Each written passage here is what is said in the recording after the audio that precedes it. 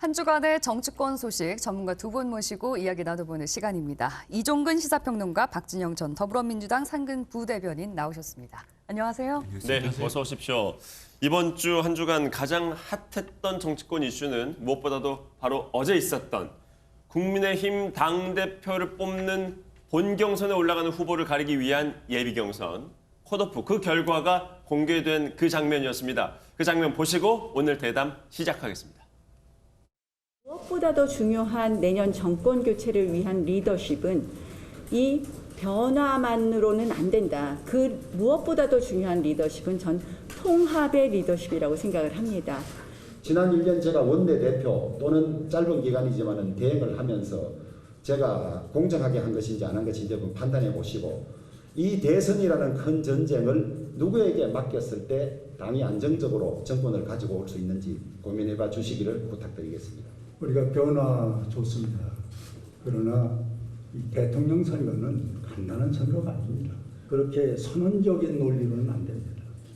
실전에 우리는 능숙하고 전략 전술이 있어야 됩니다. 이번 전당대회가 김웅 후보와 김은혜 후보 등의 공통 선전으로 인해 가지고 국민들에게 어떤 세대 변화의 기회로 받아들여진 것을 정말 감사하게 생각하고요. 지금부터 저희 도전은 제 개인적인 도전이 아니라 진짜 젊은 세대의 열망을 담아서, 그리고 세대 교체를 바라는 많은 국민의 열망을 담아서 하는 행보임을 알고 겸손하고 또 신중하게 행동하겠습니다. 자, 이준석 후보가 예비경선에서 1위를 기록하는 결과가 나왔는데요. 이종근 평론가님. 네네. 여론조사가 나올 때만 하더라도 그렇죠. 정말 이게 돌풍으로 이어질까 이렇게 반신반의하시는 분들이 많았었는데 이게 실제 이제 눈으로 확인이 됐습니다. 네, 예상을 하셨습니까? 일단 이 몇 명이 들어올 거냐라는 저도 생각을 해봤지만 뭐 이 3명 다 들어오진 않았습니다. 제가 3명이라는 건 그러니까 초선이라든지 혹은 영선인 이런 신진 세력들이. 그런데 1위를 할 줄은 몰랐어요, 솔직히. 왜냐하면 이제 당심이 얼만큼 나올 수 있느냐 뭐 이게 궁금하긴 했는데, 말씀하셨듯이 이게 돌풍인데 바람은 지나가는 바람일 수도 있지만 우리가 현상이라고 얘기할 때는 분석을 할 수 있을 만큼 굉장히 이 바람들이 지속적으로 무엇인가 변화를 일으킬 때 우리가 현상이라고 하잖아요. 지금은 현상에 가깝다고 보시나요? 저는 지금은 이제 현상이라고 분석할 수 있는 대상이 됐다. 이것은 왜냐하면은 제가 바라보는 거는 보궐선거의 그 상황이 그대로 이어지고 있다라고 생각을 해요. 어떤 상황이냐면 유권자들이 내가 어떤 정치적 행위를 했을 때 실제로 정치에 영향이 미쳐지는 결과가 나올 때는 그 만족감이 있거든요. 그 만족감은 우리가 보통 정치적 효능감이라고 하는데 보궐선거에서 이게 뭔가 바뀌었네 하는 그 마음이 지금은 그럼 야당도 한번 변화시켜볼까? 가능하겠다? 이런 어떤 정치적 효능감으로 지금 바뀌고 있다. 그래서 상당히 만약 이준석 대표가 되지 않더라도 이 변화의 바람은 이 당을 굉장히 많은 부분에서 실질적으로 이 변화를 일으킬 거다라는 생각입니다. 예상은 하지 못했던 결과, 하지만 이 변화의 바람 일정 기간 동안은 지속이 될 것 같다라는 분석을 해주셨어요. 박진영 대변인 어떻게 보셨습니까? 저는 뭐 1등을 할 거라고 생각은 했습니다만은 저렇게 좀 차이가 날지는 예상을 못했고요. 생각보다는 큰 차이가 났다. 생각보다 큰 차이가 났고, 특히 이제 당원 투표에서도 사실 뭐 나경원 전 원내대표와 1%밖에 차이 나지 않지 않습니까? 이건 굉장히 실제로 본선에서도 1등 될 가능성이 있는 높은 수치를 가져갔다. 이렇게 생각이 드는데요. 기대 반 우려 반이라는 저는 측면에서 이준석, 저도 이제 현상이라고 표현을 하겠습니다. 보고 있는데요. 첫 번째 기대는 뭐냐면은 정치가 젊어지고 있다. 정치가 혁신되고 있다. 그리고 정치가 민심에 제대로 반영하고 있다. 이런 측면에서 저는 여야를 떠나서 좀 긍정적인 측면이 있다고 생각하고요. 한편으로 우려가 되는 측면들은 뭐냐면은 이준석 최고가 최근에 진중권 이 작가와 더불어 논쟁을 할 때 한편으로 보면 20대 청년들의 약간의 마초적인 부분들을 건드리는 측면들, 그리고 실제로 보면은 본인 이야기하는 거 보면은 사회적 소수라든가 사회적 약자 이런 부분들에 대한 배려 없는 무한 경쟁을 이야기하고 있거든요. 이거 흔히 하는 유럽에서 네오나치가 나올 때 인형과 굉장히 좀 유사한 측면이 있습니다. 이런 측면에서 행태적, 비해이별 측면에서의 개혁적 성향, 세대 교체의 측면은 기대적인 측면이 있는데 사상, 가치, 노선이라는 측면에서는 어떻게 보면 젊은데도 불구하고 극우적인 부분이 일부 포함되어 있기 때문에 우려적 측면도 같이 있다. 저는 이렇게 보고 있습니다. 네, 이제 중요한 거는 아무래도 이제 본선 경기가 될 텐데 예비 경선에서는 여론조사 비율이 시민, 당원이 한 5대 5였지만 이제 본 경선에서는 당원의 그 생각이 굉장히 중요하지 않겠습니까? 이 흐름이 계속 이어갈 거라고 보시는지 지금 당원 조사로서는 예비 경선에서 나경원 후보가 미세하게 앞서는 것으로 나왔었는데 아무래도 나 후보에게 유리하게 흘러갈지 어떻게 보세요? 네, 지금 이 예비 경선과 본 경선은 전 차이가 있다고 봅니다. 네. 예비 컷오프까지는 어느 정도 지금 아까 말씀드린 이 당은 좀 바뀌어야 돼, 이 당이 바뀌면은 정권 교체도 가능할 것 같아. 이런 바람들, 희망들이 지금 모여서 결과가 나왔는데, 네. 자, 지금부터는 전략적인 어떤 투표를 할 수밖에 없어요. 네. 그러니까 행위가 다른 거죠.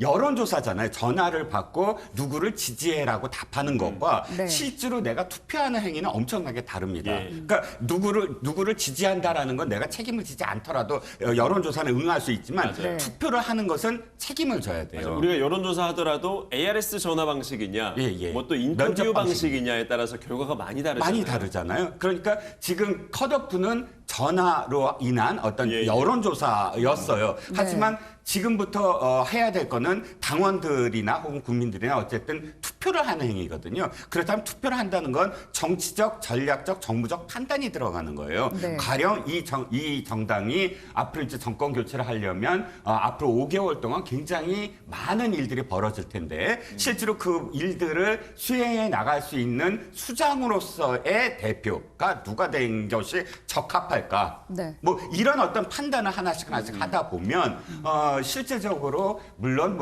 이준석 후보도 10년 동안 정치를 한다고 했지만 상당히 많은 부분 리더십을 검증받아 본 적은 없을 예. 거라고 생각해요. 최초의 어떤 지금 검증이라고 생각하거든요. 네. 그래서 컷오프와 그다음에 이 본선은 차이가 있으므로 상당히 지금 좀 차이가 있을 거다. 그러니까 나경원 후보를 포함해서 중진들을 좀 더 눈여겨보는 그런 당심의 결과가 나오지 않을까 싶어요. 네, 박 전 대변인께서 어떻게 저는 이제 김웅 의원과 김은혜 의원이 떨어지는 과정을 보면서 보이지 않는 손이 작동했다.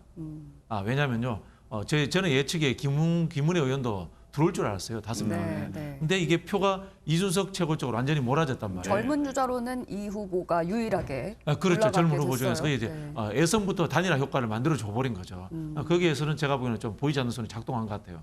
느낌이 그 이준석 보이지 않는 손이 이제 이준석 단일화를 후보를 말씀하시는 미는 거예요. 쪽이 있는 것 네. 같아요, 분명히. 예, 믿는 쪽이 이제 작동을 한 것 같은데 예. 중진들을 미는 쪽은 보이지 않는 손이 작동하지 않았던 것 같아요. 네. 예선에서. 이번에 일반 여론조사가 70%나 됐는데 보이지 않는 손이 작동 50대 50이었어요. 50대 50. 50대 50. 50대 50. 그러니까 일반 여론조사가 본선보다는 훨씬 더 이번에 비중이 높은데도 근데 보이지 않는 손이 이- 작동을. 저는 이제 경선을 몇 번 예. 해본 사람이지 않습니까? 예, 예. 당내 선거도 해보게 봤는데 이 영남 쪽이라든가 이런 조직력이 센 쪽에는 여론조사 응대도 가능합니다. 네. 일부 그래요? 가능합니다. 예, 일부 가능할 수 있습니다. 그런 부분들도 있고요. 당원들은 뭐 당연한 거고요. 그런 부분도 있기 때문에 저는 보이지 않는 손이 좀 작동하지 않았나 이런 그러니까 생각이 말씀이 김웅 의원과 김은혜 의원에게 갈 표가 이 후보에게 이준석한테 이미 몰아줬다. 단일화 효과가 몰아줬다. 이루어져서 예, 갔다 몰아줬다. 이렇게 해석하시는 그래서 거군요. 본선 경쟁력을 더 높이도록 하는 걸 만들었는 저는 손이 네. 작동했다고 저는 예측을 해봅니다. 네네. 예측을 해보는데요. 근데 본선 가면 좀 다를 수 있다고 생각합니다. 근데 한번 계산을 해봤어요.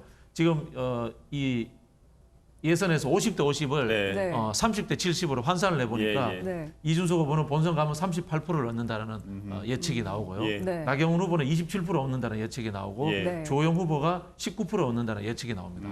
그 이야기는 뭐냐면 자 38%인데 여기에서 김웅과 김은혜를 후보 찍었던 최소의 표가 1, 2%는 있을 거란 말입니다. 네. 그럼 본선 가면은 이준석 후보는 40% 얻는다는 거예요. 네. 이 다자구도에서는 그냥 이준석 필승 구도예요. 그러면 나경원 후보와 주호영 후보가 또 단일화를 할 수 단일화할 가능성이 저는 뭐 충분히 존재한다라고 생각이 들고요. 거기에서 이 흔히 하는 또 이제 중진들을 미는 보이지 않는 손. 네. 뭐 예를 들자면은 홍준표 전 대표가 이런 이야기했어요. 잔류파 대 탈당파의 대결이다. 네. 이 이야기 뭐예요? 솔직히 말씀드리면 나경원 후보 민다는 이야기잖아요. 그렇지 않습니까? 나경원 네. 후보만 잔류파였지 않습니까? 네, 네. 그런 손들이 이제 작동할 수 있다는 거죠. 아마도 지금 말씀해주신 이 부분이 이제 후보들 간의 합종 연행이 이제 이 부분이 이 본선에서의 최대 변수 중에 하나가 되지 않을까 싶은데 과연 합종 연행이 일어날 수 있을지의 부분을 이제 이어서 조금 말씀을 나눠볼게요.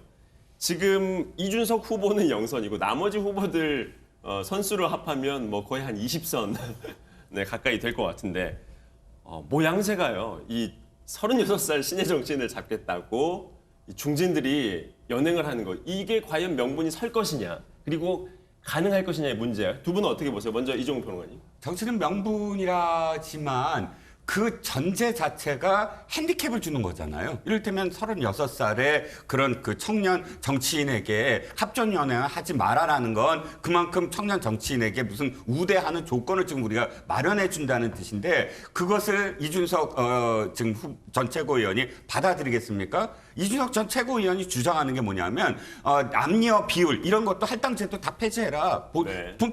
그야말로 다 경쟁하라는 거 아니냐, 이렇게 주장하는 사람한테 이 다른 사람들은 그 중진들은 합종연행을 하지 말아요. 내가 지금 그 청년 정치니까 나한테 그만큼의 핸디를 줘야 돼요라고 이준석 전 최고위원이 주장하지는 않을 것 같거든요. 네. 그리고 실질적으로 당의 어떤 위기 상황이라든지 당의 어떤 상황, 그러니까 앞으로의 어떤 이 정권 교체라는 비상 상황에 직면했을 때 무엇이 더 지금 필요할까, 어떤 리더십이 필요할까라는 관점에서 마지막에 이렇게 그 합정연행은 저는 뭐 굉장히 자연스러울 거다. 자연스럽게 아마도 이루어질 것이다. 한 말씀만 더 드리면 모든 분들이 다 당대표가 되기 위해서 완주하는 건 아니에요. 솔직히 말씀드리면 이분 중에 어떤 분이다라고 말씀드리는 건 아니지만 당대표 선거에 나가는 것은 내가 다음에 어떤 정치를 하기 위한 하나의 어떤 그런 자기 존재 가치를 인정받기 위한 하나의 과정이거든요. 그랬을 때 끝까지 완주하지 않고 누구와 함께 하겠다라는 어떤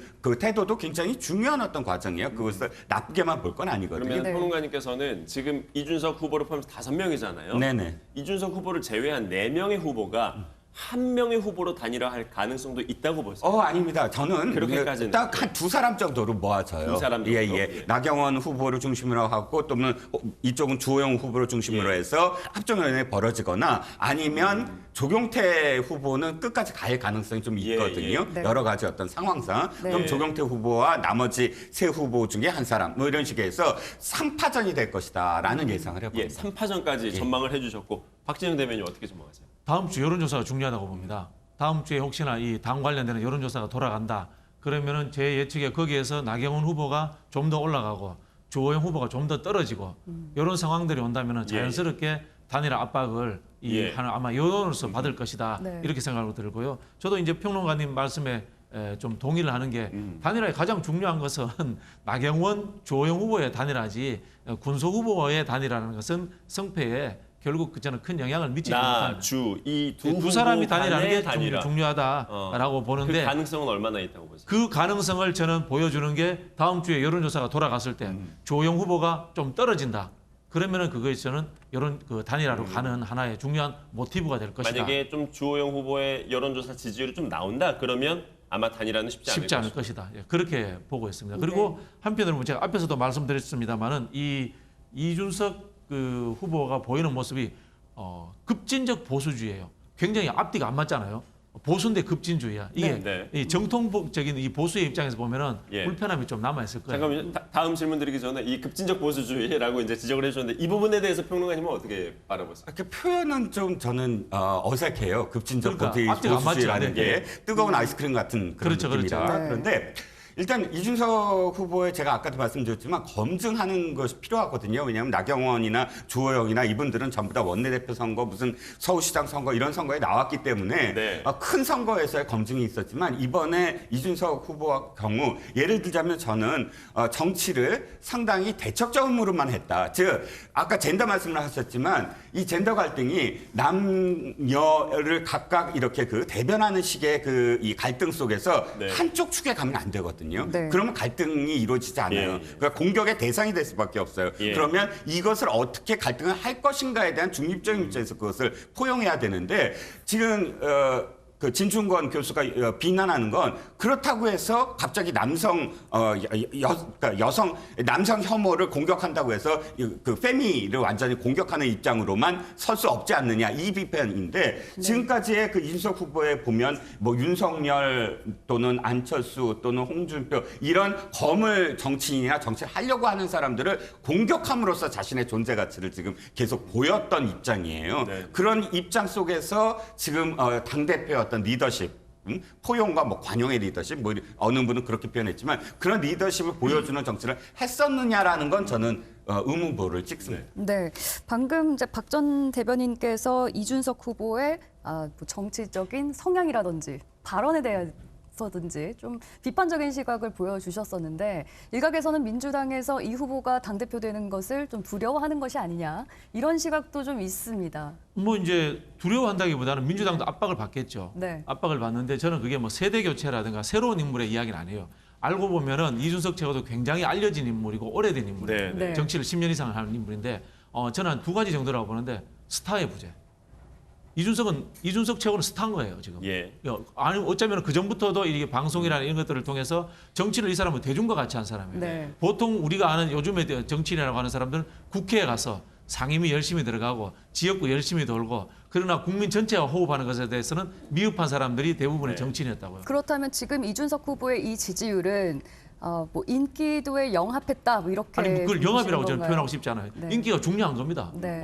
대중민주주의라는 것이 국민의 인기를 받아 안아야 되지 않습니까? 그런 측면에서 지금 민주당의 스타 정치인이 몇 명 있느냐 이런 질문 스스로 한번 던져봅니다. 예. 네. 하물며 대권 주자라고 하는 사람들 중에도 스타라고 볼 수 없는 사람들이 수두룩한 상황이지 않습니까? 그러니까 민주당에 스타 정치인들이 많지 않은 것 그렇죠. 그런 점이 좀 아쉽다는 그렇죠. 말씀이시죠. 예를 들자면은 노무현 대통령이 당선되었을 때 그 옆에 섰던 사람들 정동영, 추미애 그 당시에 스타 정치인들이었어요. 네. 그런 분들이 같이 있어줘야 되는 거예요. 그런 부분에서 지금 민주당의 이 대통령 후보가 됐을 때 옆에 스타 정치인들이 같이 서줘야 되잖아요. 그런 측면에서 저는 우리 쉽게 이야기하면 세대 교체, 뭐 새로운 인물 이렇게 이야기하는 저는 꼭 집어서 스타 정치인 발굴이 민주당에 요구된다. 첫 번째. 네. 그 이야기를 제가 드리고 싶고요. 두 번째는 뭐냐면 2030에 대한 대책을 분명히 민주당도 내놓아야 된다는 요구를 받게 될 것이다. 네. 그런 측면에서 이준석 현상은 반사체로서 민주당에도 변화와 개혁의 요구를 하는 데는 그런 상황이 될 것이다. 이렇게 말씀드리고 싶습니다. 민주당에서 청년 주자들도 좀 키워야 된다 이런 목소리들도 나오고 있는데 한 가지만 조금 더 청년 여쭤보자면 네. 그래서 제가 말씀 꼭 청년일 필요가 없다고 생각합니다. 꼭 스타 젊은 정치인. 사람이 필요가 없다. 스타 스타가 정치인. 필요하다. 네. 저는 그 점에서 민주당이 굉장히 지금 충격적일 거라고 생각을 해요. 이유는 이거죠. 민주당과 국민의힘 똑같이 지금 젊은 정치인들, 청년 정치인들 또는 초선 의원들이 나서서 당이 바뀌어야 된다라고 얘기했습니다. 근데 민주당 당원들이 뭐 문자 폭탄을 때렸어요. 그래서 초선들이 말을 못하게 만들었어요. 근데 국민의힘은 어떻게 됐죠? 당원들이 그래? 한번 대표 한번 해볼래? 하고 박수를 쳤어요. 국민들이 바라봤을 때 같은 당원인데 네. 이쪽 당원은 고춧가루 같은 뭐 양념이라고 표현하는데 양념이 아니라 체류탄 같은 것을 이렇게 던졌으면 이쪽은 지지에 박수를 보냈단 말이죠. 어느 당이 지금 굉장히 당원들의 어떤 그런 참신한 모습일까요? 저는 그런 의미에서는 민주당이 굉장히 우리는 왜 이렇게 안 바뀌지? 우리 권리당원들은 왜 안 바뀌지? 하는 국민들의 따가운 어떤 시선을 좀 받지 않을까 싶습니다. 아니 뭐 그 부분도 일면 동일합니다만은 네. 민주당의 그 청년 정치인들과 이준석의 실력 차이가 너무 나는 거예요. 솔직히 그렇다고 말씀드리면 보세요. 어떤 당연하죠. 그 실력이 어떤 실력이라고? 이준석 최고는 대중 속에서 이 언론이라든가 토론회 이런 데서 검증된 사람이에요. 이준석 최고한테 대한 비판은 없었을까요? 엄청난 비난이 제가 알기로는 보수 유튜버들 이런 쪽에 있었던 걸로 알고 있습니다. 여기에 대해서 극복한 사람인 거예요. 우리 쪽의 초선들에 대해서 제가 한풀이 비판적으로 이야기하자 이런 점이 있습니다. 조국 장관에 대해서 비판적인 이야기를 해서 거기서 문자 폭탄을 맞았다. 그거 대응하고 싸워야죠. 논쟁하고 이겨내야죠. 그거 못하는 나약함이 저는 더 큰 문제다 이렇게 보여집니다. 그래서 제가 말씀드린 것처럼 이것은 청년이냐 아니냐라는 문제가 아니고 네. 대중과 호흡하는 정치인으로서 대중 속에서 자라난 흔히 하는 우리 야성이 있는 정치인 있지 않습니까? 예, 예. 그런 정치인이냐 아니면 온실 속의 화초에 국회 안에 안주하는 정치인이냐라는 그런 차이로 저는 봐줄 필요가 있다. 지금 민주당이 이런 생각이 드는 겁니다. 국민의힘보다 훨씬 이제 국회의원 숫자가 많으니까요. 그렇죠. 청년 안주하고 있는 거죠. 청년 정치인이라고 할 수 있는 20대, 30대, 숫자들 그리고 많아요. 40대 숫자 많지 않습니까? 숫자들 많아요. 숫자들 네, 많은데 그런데도 그런 게 온실 왜 속에 민주당 안에 그 조직 문화가 혹시 너무 경직돼 있어서 그렇지 또 않아요. 그렇지 않아요. 그렇지는 않을까? 이준석처럼 하는 훈련되지 생각이 않고 듭니다. 예. 그냥 국회의원 된 사람들이잖아요. 이준석 최고 10년 동안 야권에서 흔히 하는 이 뭐라고 합니까? 이 네. 전면에서 선봉장으로 싸웠던 사람이에요. 네. 그런 이제 이 근육이 붙어 있는 거예요. 네. 이 후보가 일단 지금까지 원내 경험이 전혀 없다 보니까 아무래도 정치적 리더십에 좀 한계가 있지 않느냐 이런 지적도 아까 해주셨었는데 네. 뭐 세대 교체는 가능하겠지만 이러다 정권 교체를 못하는 것 아니냐라는 좀 지적도 있어요. 어떻게 생각하세요? 만약에 진짜 이준석 후보가 대표가 되더라도 이 당이 지금 갑작스럽게 생긴 당 아니에요. 뭐 네. 스페인의 포데모스 뭐 이런 정당이 아니라 진짜 우리나라의 40년 이상 한 축을 담당했던 정당이거든요. 네. 당대표가 물론 중요하긴 하지만 그러나 시스템으로 당이 지금까지 전통적으로 갖고 있었던 어떤 흐름으로 움직일 거니까 뭐 이 당대표가 신인이 된다고 해서 문제가 될 건 아닌데 네. 다만 말씀하셨듯이 실제로 당대표가 될 수 있는가는 좀 지켜봐야 될 것 같습니다. 네, 알겠습니다. 자, 오늘 두 분 말씀은 여기까지 듣도록 하겠습니다. 고맙습니다.